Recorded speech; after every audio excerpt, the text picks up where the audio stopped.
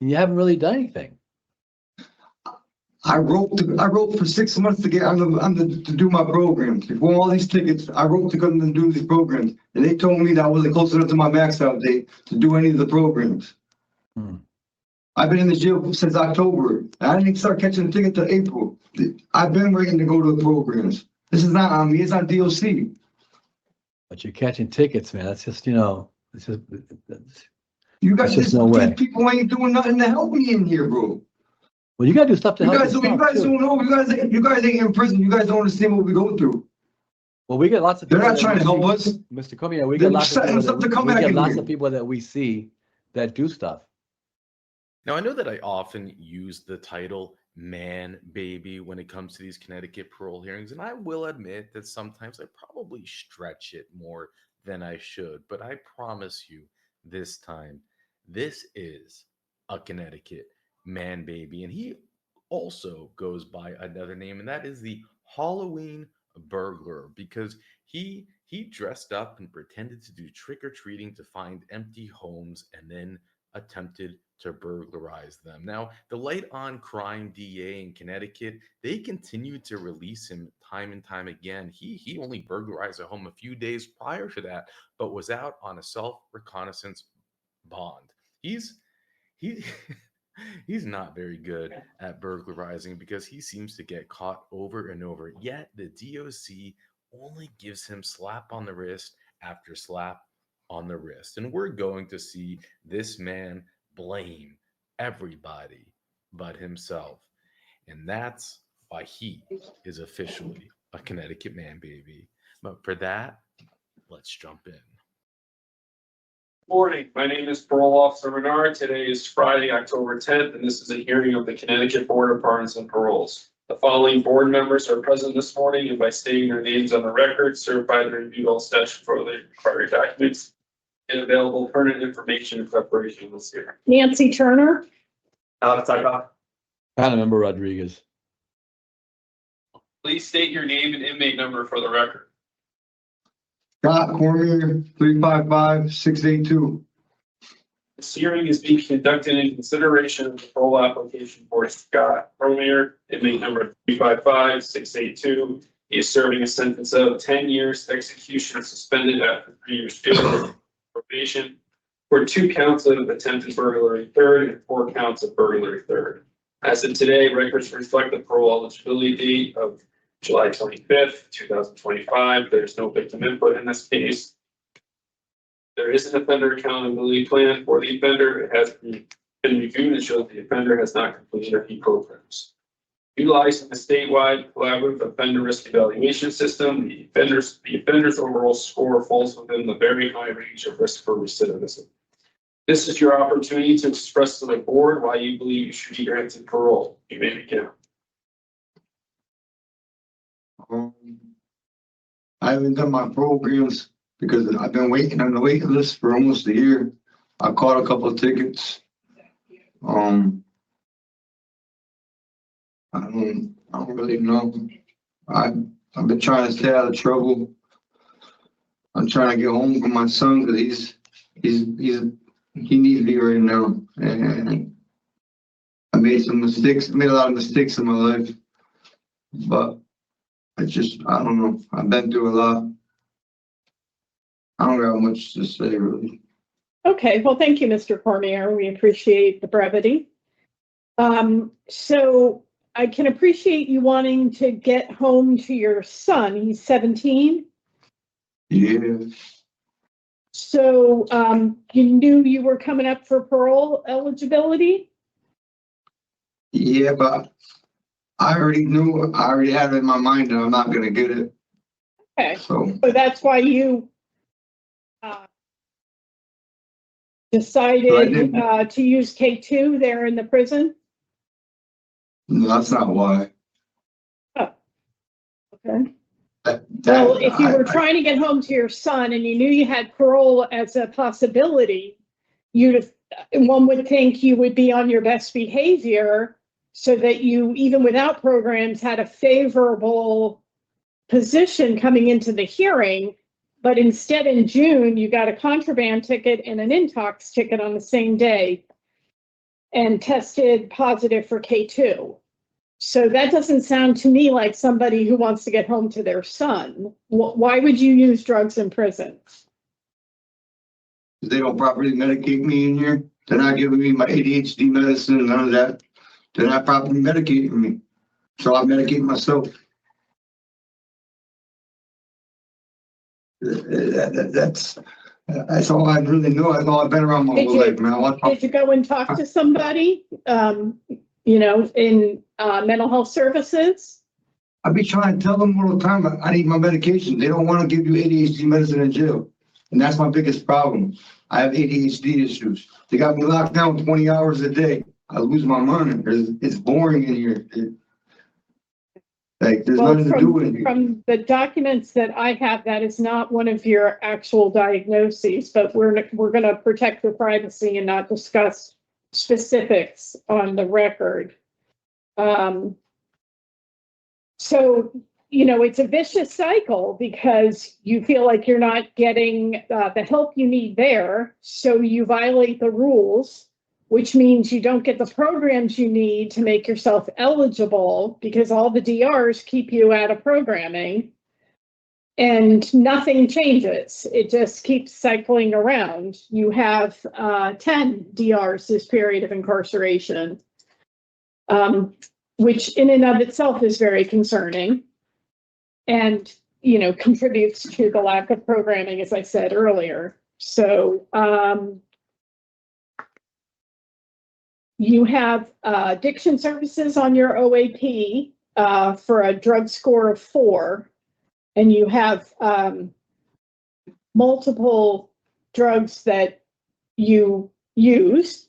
You were on probation and you were in treatment and you were still using marijuana and cocaine. Why didn't you take treatment seriously when you were in the community?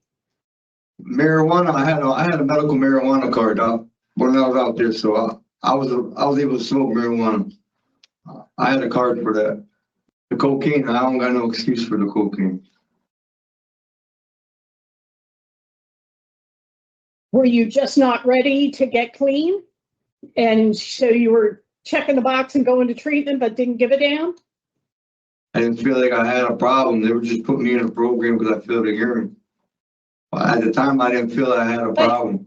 But weren't all the burglaries you were committing to support your drug use? No, I was homeless. They let me out of prison. They maxed me out of prison and put me into the streets. That's why I was burglar. I had nowhere to go. It was getting cold out. Talk to me about your support system now. I don't have one. Really, I have my mom. I have my dad, but I've lost a couple family members while I've been incarcerated. Do your parents live in the state? Yeah. Have you burned a lot of bridges with them? No, not at all. Criminal history goes back to 2008. It started with possession with intent to sell and then went right to burglary. Did you victimize them? No. Okay. So last time you were out, they wouldn't let you stay with them? My mom was homeless and my father, no. My father got too much going on. I can tell you, Mr. Cormier, there are a lot of people facing very challenging situations in life, including homelessness, that don't go out and commit burglaries and smoke cocaine. So, you talk about them as mistakes in life. These are choices that you're making. This is your 3rd period of incarceration greater than a year. So you're doing, at 38, you're ready to do life on the installment plan?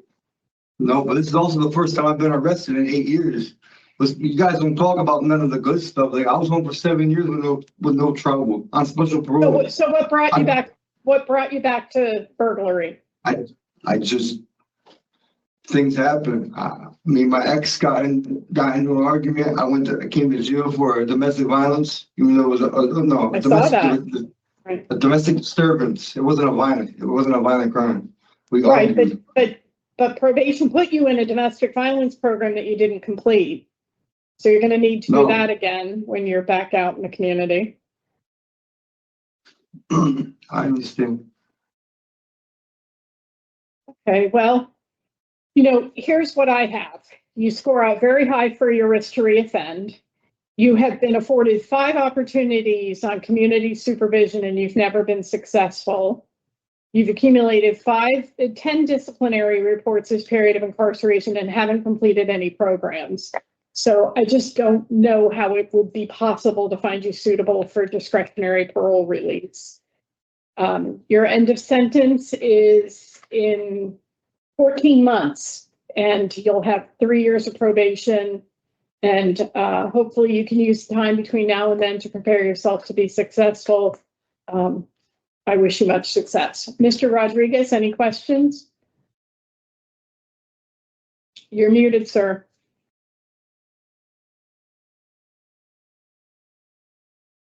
You're still muted.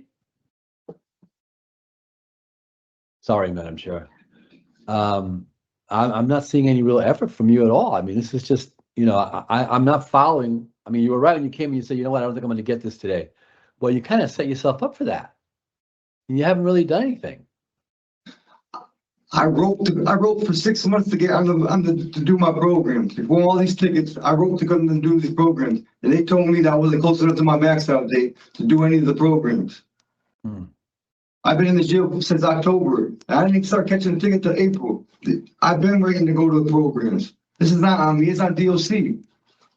But you're catching tickets, man. That's just, it's just, You guys just no way. People ain't doing nothing to help me in here, bro. Well, you got to do stuff to help yourself, you guys too. don't know. You guys ain't in prison. You guys don't understand what we go through. Well, we get lots of people. They're not trying to help us. Mr. Cormier, we get lots of They're people that we see that do stuff, that advocate for themselves strongly, that, and they do things. So there are guys who go in there who are doing things, even with all the challenges that you face. So I don't have any questions for you, Mr. Cormier. Thank you, Madam Chair. Thank you, Mr. Sarkoff. Okay, so no questions. So I think I made my position pretty clear. We don't have anything to work with here that's positive. I get that he had, I'm not sure what that 7-year period was, but he was on probation and not special parole, engaging in treatment and was not participating in the domestic violence program. So that's all concerning. There are programs on his OAP that hopefully he can complete before his release date in 2026. He's got 7 years of this sentence hanging over his head when he goes out to probation. But it's a deny for me. A deny for me too, Madam Chair. Okay. I have criminal history, poor performance on community release, inadequate program participation, and poor institutional adjustment. Those work? Okay. Yeah, so in the matter of Scott Cormier, inmate number 355-682, there's a motion to deny parole for the following reasons: your criminal history, your poor performance on community release, your inadequate release plan, and your poor institutional adjustment. Do I have a second? Second. All in favor? Aye. Motion carries. Parole is denied. This concludes the hearing for Scott Cormier, 355-682. You're all set, sir. What's wrong with you people? No parole for Tate. None. Mr. Tate is not getting parole because of anger issues. No parole for Tate. We have the merch, we have the shirt, we have the hat, we have the sweatshirt. It's fun. I see when y'all order it, and it always makes me smile. And if you post it on Instagram and give me a follow, I'll give you a follow back.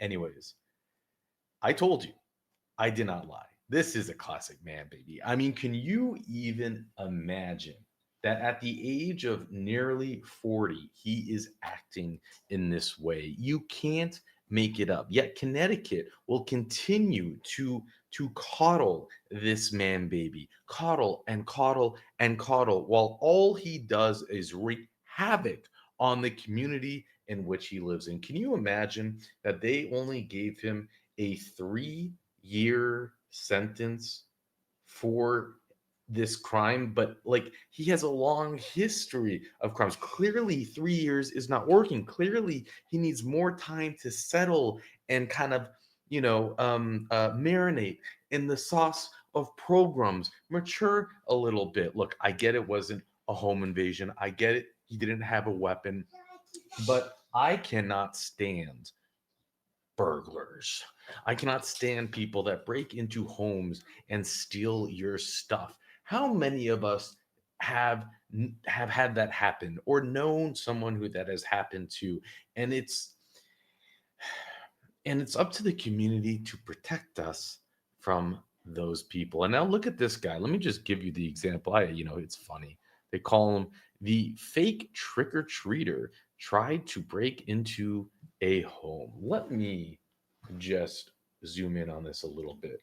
I love how this gets a full article, right? When Chomos, you can't even, nothing about them. But 36-year-old man who told police, and this is the last crime, by the way, he was caught like he was trick-or-treating with his family and was spotted via surveillance cameras trying to break into a local home on Halloween night. So I'm sure he had his mask on, he had his little dress as Tinkerbell, right? Or I don't know what I don't know what. I don't know if it wasn't Tinkerbell. Well, who would it be? Who would be a good someone that he should be dressed up as? I don't know. Think of something. A Manbaby. I don't know. Alfalfa. I don't know. So Scott Cormier of Torrington was charged with second-degree attempted burglary and third-degree criminal trespass in Connecticut with the incident. A local homeowner called police around 7:30 p.m. Tuesday to report a suspicious man detected by the home video surveillance equipment could be seen apparently trying to break into the house, according to the report. The resident, who was not home at the time, provided a description of the man in his clothing. Police said on video images, was he not wearing a mask? Come on, no costume on Halloween. That's just lazy. Officers, he could have dressed up as a minion, right? On the whole yellow thing. Officer dispatched to the scene found the man later identified as Cormier, matching the description walking down the street. Nothing suspicious here, just a complete crackhead looking guy with no costume on Halloween night. When questioned, according to the reporter, Cormier told the police he was trick-or-treating with family, even though he was alone. A review of the homeowner's video, police said, showed Cormier walking around to the rear of the house and trying to enter the dwelling. The dwelling was locked, and the suspect was unable to gain entry. Now, then we go to June 17, 2024, and they say Halloween burglar struck again for a second time. So let me see. This was the man who was arrested last year for allegedly trying to break into a home. So as you can see, he got out. He was charged June 11th with third-degree burglary. But it goes on, right? Police were alerted last November that a home was burglarized. A review of the home surveillance showed that White had broken into the premises about 5:30 on October 31st. Where is it that I was looking at? So he had been arrested trying to burglarize in a neighborhood on October 31st. He was into custody June 11th. I don't know. For some reason, I thought there was a second one. But anyways, I think we get the point. And it's 9/26/2024 is when he was sentenced. So it's interesting. The crime justice moved pretty quick from June to when he was sentenced. His maximum release date is 1/24/2027, and he doesn't even have special parole. He's just getting parole to his probation. And I don't know. I wonder how much time he's actually backing. I suppose I can go take a look. Let me pause this and take a look. Okay, I found it. And for those of you who know, Lady Holly, we haven't heard from her in a very long time. It's possible that she's passed away. The last time we heard from her, she was hit by a car, and infection had set in, and Sir Richard's ill. So I don't have the same research, of course, that I normally do, and we've all been so have just been so fortunate to have. So it means every person have to go and look up, and it's not. They put in a beautiful, Lady Holly put it in the most beautiful PDF format I've shared with you on every single inmate. So here I have to do the homework on my own. And again, please say a prayer for Lady Holly. Leave a thought or a prayer, because I've searched for obituaries. I can't find anything, and that gives me hope. And she's always been anonymous, so I don't have scientist, and there's no one I can reach out to in Australia, across the world, to find out what's going on. But it's been months. But anyways, I pulled up his and as you can see, it's what we expect. He has, for example, for the burglary third, he has 5 years jail, suspended after 18 months, probation 3 years. But it's a gimmick because he already owed probation. If you look at his prior sentences in 2022, he was sentenced to 90 days jail, suspended 1 year probation, disorderly conduct. And he was also sentenced failure to appear and violation of probation on those same years, where it's like, and then let's just go, you can go on. He has so many offenses, but the point is that they can continue to hand out sentences with probationary periods or suspended sentences, but they never act on it. They never actually have to serve that time. It's like always, it's just a gimmick. So anyways, I'm sure we'll see him again, but because he's not on special parole, it won't be through that, but I don't know. Anyways, there you have it. A true Connecticut man, baby. And with that, I'll let you go. You haven't really done anything. I wrote for 6 months to get to do my programs. Before all these tickets, I wrote to come and do these programs. And they told me that I wasn't close enough to my max out date to do any of the programs. I've been in the jail since October. I didn't start catching a ticket till April. I've been waiting to go to the programs. This is not on me, it's on DOC. But you're catching tickets, man. That's just, it's just, You guys, just no way. these people ain't doing nothing to help me in here, bro. Well, you got to do stuff to help yourself, You guys too. don't know. You guys ain't in prison. You guys don't understand what we go through. Well, we get lots of They're people not trying to help us. Mr. Comey, we They're get lots of setting people us up to come we back get in lots here. of people that we see that do stuff.